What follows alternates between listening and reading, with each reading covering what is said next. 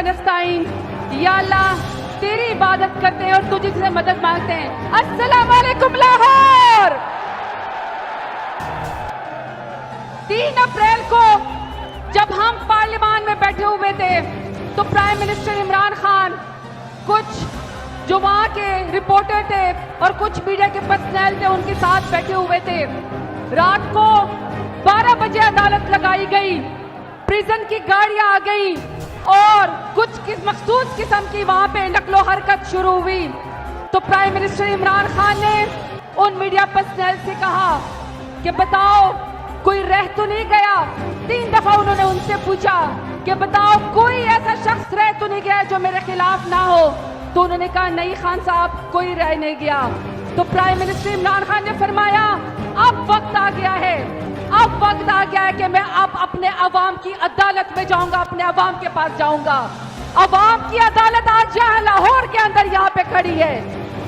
वहां पे एक स्क्रिप्ट लिखा गया बैरूनी ताकतों के इमा पर और कौमी गद्दारों के साथ मिलकर एक स्क्रिप्ट लिखा गया और इस स्क्रिप्ट में कौमी गैरत को खत्म करके, कौमी फॉरेन पॉलिसी को खत्म करके और कौमी सालमियत का सौदा करके चंद चोरों को हमारे ऊपर इम्पोर्टेड तरीके से मुसल्लत किया गया।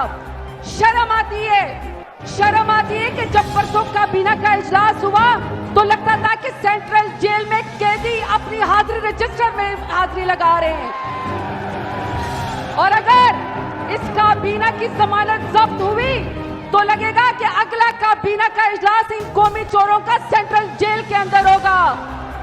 इन्हीं के अल्फाज है कि कोई शर्म होती है, कोई हया होती है, लेकिन पीडीएम वाले तुम्हें क्या पता कि वो क्या होती है।